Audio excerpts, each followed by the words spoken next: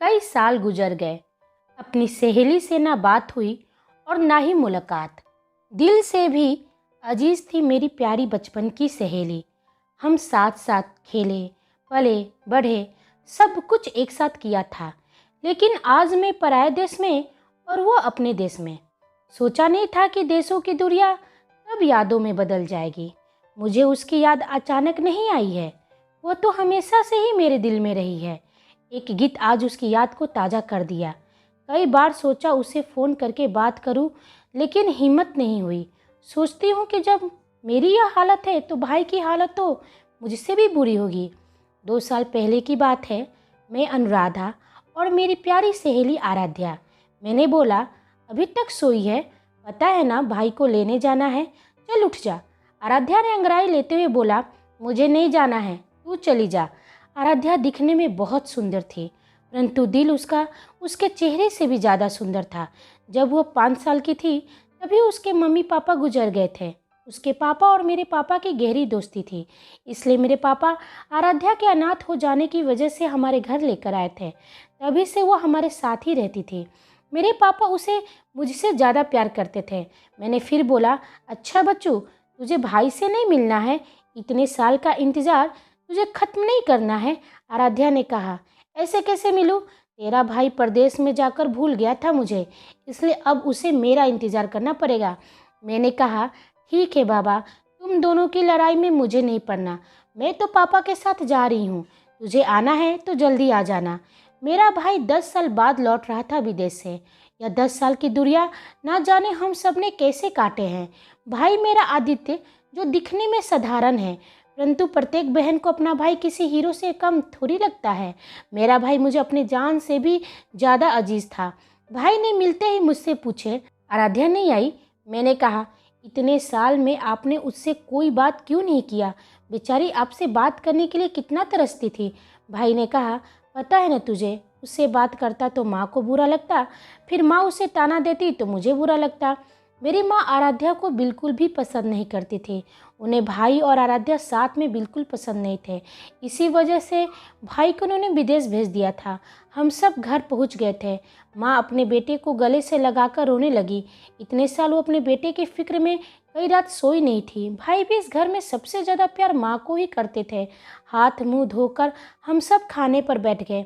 भाई की नज़रें बस आराध्या को ढूंढ रही थी और माँ की नज़रें भाई पर थी।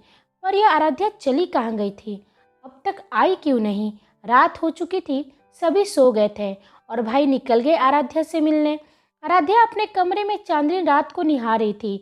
उसे भी कहाँ नींद आ रही थी। कमरे की दरवाजे भाई के अंदर आने का इंतजार कर रही थी।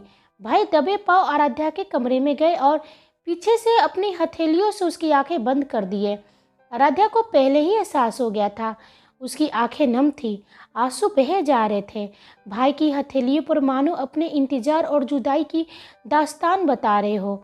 भाई ने उसे अपनी तरफ करते हैं और बोले, यह क्या है? मैं तो मुस्कान लेकर आया था, पर तुमने तो अपने आंसुओं से उसे भी रुला दिया।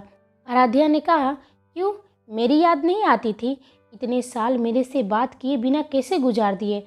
बचपन की दोस्ती कब तुमने इंतजार में बदल दिया, यह तो मैं ही जानती हूँ। भाई ने कहा, कुछ बातें बताई नहीं जाती आराध्या, मैं भी उतना ही रोया हूँ जितना तुमने।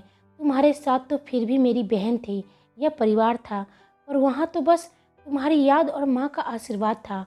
भाई की बात सुनकर आराध्या खामोश हो गई। उसे अपना दर्द कुछ कम लगने लगा। उसने कहा, छोड़ो, कुछ अच्छी बातें कर लेते हैं, और दोनों मुस्कुराने लगे। माँ बाप की नज़रों में हम बड़े हो गए थे। माँ अब भाई के आने के बाद आराध्या की शादी करने का सोचने लगी। पापा भी मेरे और आराध्या दोनों के लिए लड़के ढूंढ रहे थे। मेरे लिए तो ठीक था, पर आराध्या, उन्हें कैसे बताए कि उसके लिए लड़का घर में ही है?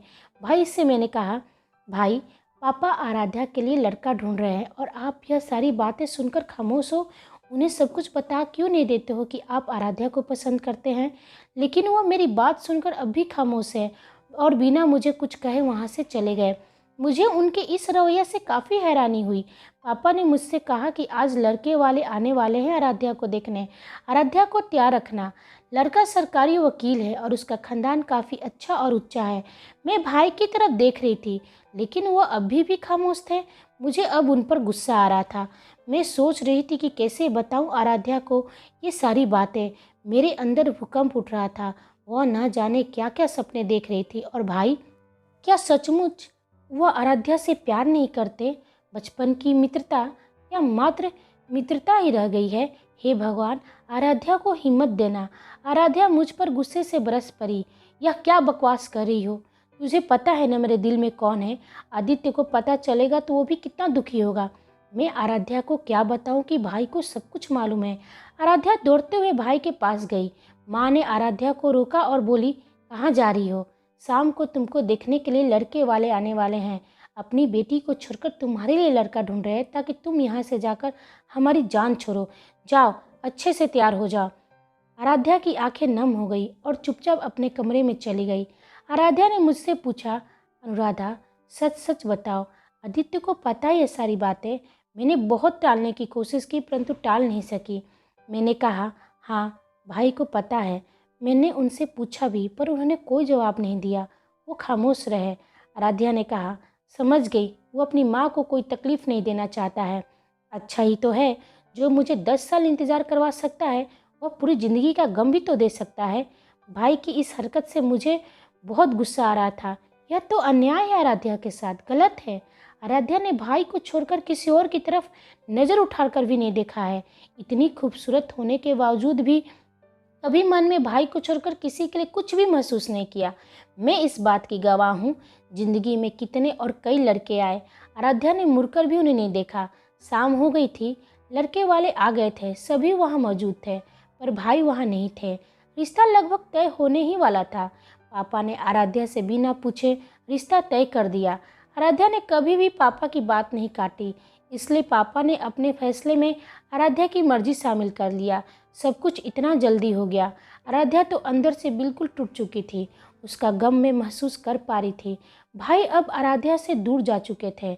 आराध्या ने कई बार बात करने की कोशिश की पर हालात साथ नहीं दे रहे थे। मैंने भी फैसला कर लिया था कि अब बहुत हुआ। भाई आराध्या से बात नहीं करेंगे पर मैं उनसे बात करूंगी। चली गई उनके कमरे में। अंधेरे में भाई बैठे थे। मैंने कमरे में लाइट ऑन किया। यह क्या? उनकी आंखें लाल पड़ चुकी थी। ना जाने कई दिन कई रात सोए नहीं होंगे। उन्होंने अपनी नज़रें मुझसे चुराने की कोशिश की। प्लीज़ भाई, मैं आपकी बहन हूँ। इतना भी हक नहीं है मेरा कि मैं अपने भाई का गम बांट सकूँ। ऐसी कौन सी बात है जो आप अकेले अकेले सह रहे हो? क्या माँ की वजह से आप आराध्या से दूर हो रहे हो? ना जाने मैंने कितने प्रश्न कर दिए उनसे। उनकी गला रूंध गई थी। बड़ी मुश्किल से वो बोल पा रहे थे, नहीं पगली, माँ तो माँ होती है, उन्हें मैं अपनी आराध्या के लिए मना लेता, परंतु जब किस्मत ही हमें दूर रखने का फैसला कर लिया है तो उसमें कोई कुछ नहीं कर सकता है। बात क्या है भाई? मैं डर गई थी उनकी बात सुनकर। वो थोड़े घबरा रहे थे मुझे बताने से। बताइए ना, बहन समझकर नहीं तो दोस्त समझकर ही बता दीजिए। भाई ने कहा, मैं आराध्या से बेइंतहा प्यार करता हूँ। पूरी ज़िंदगी उसका इंतज़ार कर सकता हूँ, परंतु मैं उसे पूरी ज़िंदगी इंतज़ार नहीं करा सकता हूँ। उसे खुश होने का हक है। उसे ऐसे जीवन साथी की ज़रूरत है जो उसे प्यार करे, खुश रखे, उसकी हर इच्छा पूरी करे, जो मैं नहीं कर सकता हूँ। मैं कभी भी बोलते बोलते वो रुक गए। क्या कभी भी? भाई बोलिए ना, प्लीज़ बोलिए। भाई ने जो बताया वो सुनकर मुझे अपने कानों पर भरोसा नहीं हो रहा था। उन्होंने कहा, बहन, मैं कभी भी आराध्या को माँ बनने की खुशी नहीं दे सकता हूँ। यह सुनकर मैं शौक हो गई, जैसे मुझे लकवा मार दिया है। समझ में नहीं आ रहा था कि यह सब क्या हो रहा है। भाई यह सब क्या बोल रहे हैं? उन्होंने कहा, बहन, यह बात किसी को नहीं पता है। विदेश जाने के बाद मैं गहरी डिप्रेशन में चला गया था। आराध्या से दूरी बर्दाश्त नहीं हो रही थी, इसलिए मैंने कुछ नस्ली दवाइयाँ लेने लग गया था। अनजाने में ही खुद को बर्बाद कर रहा था। जब होश आया तो मेरा सब कुछ बर्बाद हो गया था। वो मेरे गले लगकर रोने लगे। ना जाने कितने साल का दर्द उनकी आंखों से बह जा रही थी। उन्होंने बोला, मैं जानता हूँ आराध्या इस सच के साथ मेरे से वैसे ही प्यार करेगी जैसे अब से पहले करते आई है, लेकिन जब तक हम प्रेमी प्रेमिका रहते हैं तब तक एक दूसरे की हर कमी अपनाकर भी खुश रहते हैं। लेकिन जब वही रिश्ता पति और पत्नी का बन जाए तो हर छोटी कमी बड़ी लगने लगती है। आराध्या के प्यार पर मुझे कोई शक नहीं है। शायद मैं ही उसके साथ इंसाफ ना कर पाऊँ, इसलिए उसका प्रेमी बनकर पूरी ज़िंदगी उससे प्यार करते रहूँगा। मुझे उनका निस्वार्थ प्रेम देखकर उन पर गर्व हो रहा था। पीछे मुड़कर देखा तो आराध्या सिसक सिसक कर रो रही थी। वो भाई के गले लग गई और बोली, मुझे एक मौका देकर तो देखो, मुझे किसी तरह का सुख नहीं चाहिए, बस तुम्हारा साथ चाहिए। भाई ने उसके आंसू पोंछते हुए बोले, हम तो पहले ही प्रेम के बंधन में बंधे हुए हैं। जो इस बंधन में बंधा है, भला उसे और किसी बंधन में बंधने की क्या ज़रूरत है। मैं तुम्हारा प्रेमी बनकर जीना चाहता हूँ, पर तुम्हारा जीवन साथी नहीं बन सकता हूँ। इसलिए मेरे लिए तुम यह शादी करोगी और इस शादी को निभाओगी भी। आराध्या और भाई की वह आखिरी रात थी जिसे भाई और आराध्या ने पूरी तरह एक दूसरे के लिए जीना चाह रहे थे। पापा का मान रखने के लिए और भाई की खुशी के लिए आराध्या ने शादी कर लिया, लेकिन मुझे पता है आज भी उसके दिल में सिर्फ भाई ही बसे हैं। इसलिए भाई ने उसे बहुत दूर जाने का फैसला कर लिया और हमारा पूरा परिवार विदेश शिफ्ट हो गया। 2 साल गुजर गए, लेकिन समय ने भाई का प्यार आराध्या के लिए कम नहीं कर सका, बल्कि और भी गहरा होते चला गया। इन दोनों का प्रेम इस बात का प्रतीक है कि प्रेम रिश्तों से बड़ी होती है, इसे किसी के सहारे की ज़रूरत नहीं होती है।